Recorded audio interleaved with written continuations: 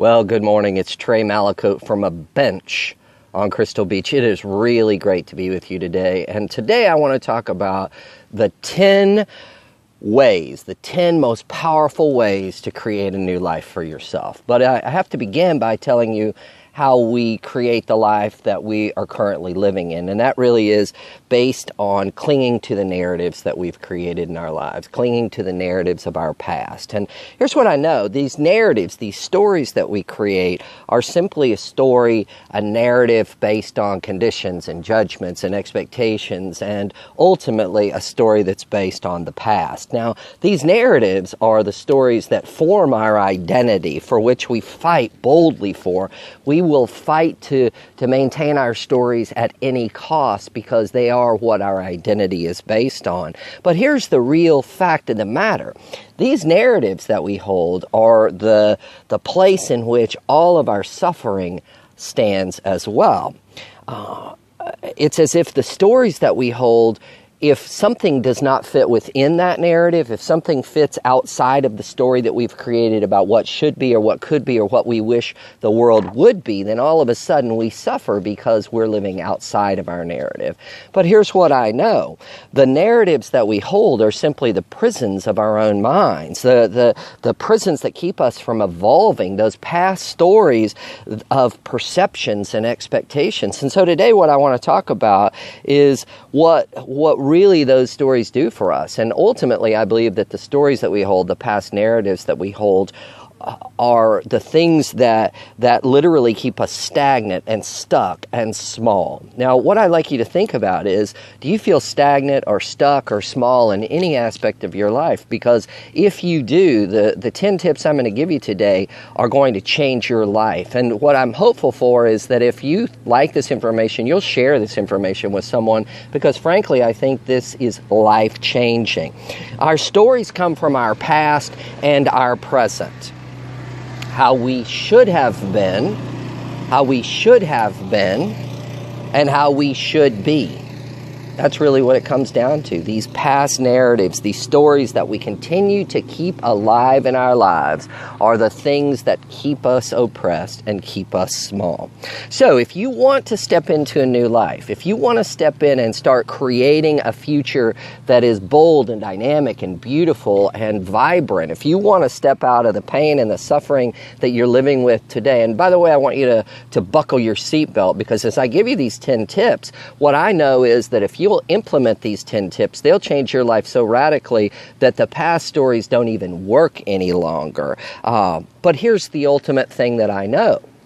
In order to write the new stories, you must believe that you are capable of writing the new narrative. So here's what I want you to do. I want you to grab your pen and paper, and I want you to write down these 10 tips for stepping into a new narrative.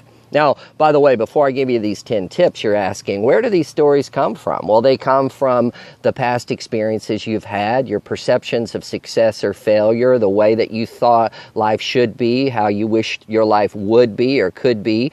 The stories have been created by people in your life about how you're supposed to be and what you're supposed to do and how you're supposed to live. And here's what I know. All of those stories are simply an illusion. So, here we go. Number 1. I want you to begin by asking yourself this one really powerful question. Now, frankly, I think you could spend an hour or 2 or even a day or 4 days thinking about this one question. Are you ready? Here it is. How would you ultimately like your life to look and feel? Who do you want to be with? Where do you want to go? What kind of people do you want in your life? What kind of work do you want to do? What gives your heart purpose and your soul the fire that it needs to step boldly into the world? So that's the first question I want you to begin with. How do you want your life to look and feel? And when you can really flesh that out, you'll begin to see the narratives that you're living within, the narratives that are keeping you oppressed. And then you can start to write new narratives. Here's number 2. Now, I've had a lot of fights about this conversation because we have this belief that our past actually serves some purpose, but I think that's a bunch of horse shit. I don't think our past does anything for us because we've already lived it. I've heard people say that our past is our reference point. Our past is our way of knowing what mistakes not to make. Our past is the place in which our education resides. And I think all of that is a bunch of crap because, frankly, our past is already done. And if you believe that you are evolving and getting better and better every day in every way, your past serves no purpose. So here's number 2. Abandon your past. Because frankly, it is not your reference point. Your reference point is today, right now, this moment, what you want to do, and it's based on how you want your life to look and feel. Now, here's the third thing I want you to do, and this is a powerful one. I want you to live in a place of curiosity. I want you to stand in the place of what if and what is possible, and how can your life unfold in a way that perhaps you might not even understand, because I personally believe that we're foolish to believe that we can even really fully understand how we're growing and how we're evolving, but we simply have to put ourselves in a place of forward motion. You know, an object placed in motion stays in motion. So here's what I want you to do. I want you to stand in a place of curiosity. Curiosity about people, curiosity about you, curiosity about why you think about certain things, curiosity about your thoughts and emotions, and I simply want you to hold those thoughts and emotions when they come into your mind. Here's an example. If you have a day where you're feeling sad or depressed or discouraged, I want you to feel that feeling and I want you to simply hold it and say, that's an interesting perception. That's an interesting way of looking at things. And then by standing in a place of curiosity, you can say to yourself, how can I look at this differently? How can I look at my experiences through a new lens? And that ultimately is standing in a place of curiosity. It's also looking at people differently, because when we stand in our old stories, we judge people, we have expectations for people, and that influences our relationships greatly. But if you stand in a place of curiosity, you give people the opportunity to grow into a new narrative as well. I want you to, number 4, educate the others in your life, those people that are most dear and near to your heart, to help you write your narrative differently. Now, what you have to do, though, is you have to educate others to stop referencing your old narrative. I'll give you an example. My partner and I the other day were at the grocery store. And I am very curious about all sorts of people, young people, old people. It doesn't matter who they are. I'm just curious about folks. And so I struck up a conversation with this kid that was bagging the groceries, and I was asking him about social media and different things because I'm fascinated by the world that these kids live in today. And as we were walking out of the parking lot, Eric said, "You're that creepy old guy." And for a moment, I thought to myself, am I that creepy old guy?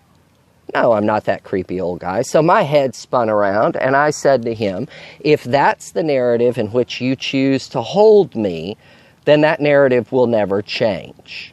And if you want me to grow and evolve and become the best person possible, then I'd ask you to monitor the way that you think my narrative should be. Now, here's the interesting thing. The whole creepy old guy narrative was a narrative that he holds because somewhere in his life, he had had an experience with a creepy old guy who happened to not be me.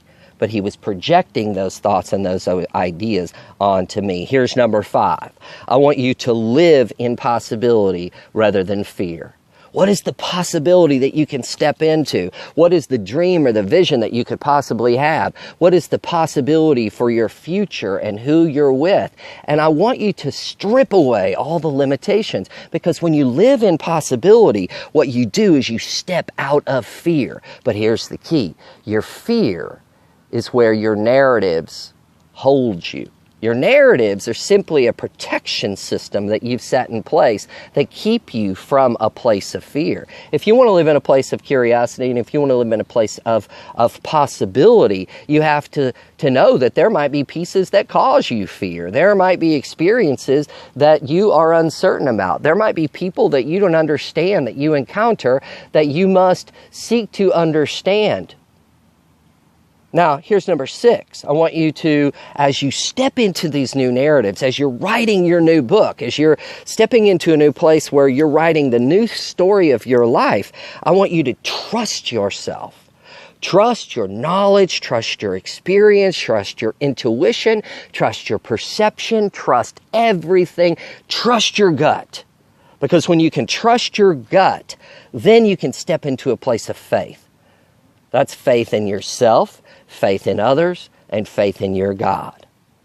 Now, number 7, I want you to practice your new narratives. And that is simply by waking up every day and saying, you know, that was an old story. What is the new story that I'm writing today? How do I want people to perceive me? What kind of work do I want to do? What kind of joy do I want to bring into my life? What kind of love do I want to attract? I want you to practice the new narratives, because when you step into the new skin, think about it this way. I was just working with a guy in Denver a couple of weeks ago, and we did a 4-day deep dive in his life. And basically what we did was we rewrote his narratives. But by the way that we did that was by looking at his past narratives. 4 days, 57 hours of looking at the old stories and asking the question, do these stories fit? Do these stories work? And is that the story that you want to live into? Is that the narrative that you want your life to be based on moving forward? He called me the other day, and he had just gotten back from a long vacation after the 4-day work that I did with him. And he said, I walked into my house today, Trey, and this isn't my home any longer. And this is not my life any longer. And I don't know what to do. I'm scared to death. And I said, well, here's the thing, brother. You simply have to step into that new narrative. If that's not your home, then make it your home now. If those are not your peeps, then find some new folks. If that's not your work, then let's create new work. But it's about practicing your narratives. Now, here's what I also know, and this is point number 8. When you're stepping into a new narrative, you must celebrate the challenges in your life. Because if you can't celebrate the challenges, then what you do is you run as quickly back as you possibly can. You run quickly to the past, because that's where your fear resides. That's where your old narratives reside. And so the challenges in your life as you're creating the new narrative are simply the indication that you can no longer run back to the old stories that used to work. Now, here's point number 9. I want you to manage your perceptions and your reactions. Now, here's what's interesting. We live in a world where we think we can control everything. Control others, control our thoughts, control our emotions, control our work, control our environment, control our government, yada, yada, yada. And you know, here's what I know. You can control 2 things. You can control how you perceive things and how you react to things. And so as you're practicing the new narratives, I want you to manage your perceptions and your reactions. If you flare up and you think something, you have a judgment or a criticism or an expectation, or you have a thought about someone, I want you to simply know that all those judgments, criticisms, expectations, and thoughts are based on your old story. And so by stepping into a place of curiosity, you then can say, okay, am I perceiving this through my old lenses, or am I perceiving this through my new lenses? And the next big decision is, how am I going to react to what I'm perceiving? Am I going to be angered if someone says, hey, you're the creepy old guy? Or am I going to simply say, hey, that's not my story anymore, brother? Are you going to be challenged and react in an angry sort of way if somebody calls the question on how you're living? Or are you going to simply say, you know what, I'm practicing and I'm stepping into a new narrative, and maybe you don't understand it, but here's the truth of the matter. This is my story. Not your story, not his story, my story. Now, the 10th thing I want to tell you, the 10th tip I want to give you, and I hope you write this one down. I want you to step into a world, step into your world, step into your new narratives, believing one powerful thing, that everything in your life is happening perfectly and brilliantly, because you're being held in an energy by something bigger and greater and much more powerful than yourself, that loves you boldly, cares for you wildly, and holds you intimately. Now, here's what I know. If you choose to change your narratives, you better buckle your seatbelt, because, frankly, your life is going to change. And what I also know is that when you change your narratives, you give people space. You give yourself the space to expand and to grow and to evolve into the much more powerful creature that you really are. So here's the bottom line in my mind. Your past narratives keep you small, keep you oppressed, keep you weak, keep you suffering. And if you have suffering in your life, if you have struggle and challenge in your life, maybe it's time to write a new narrative. I'm Trey Malicoat from a bench on Crystal Beach.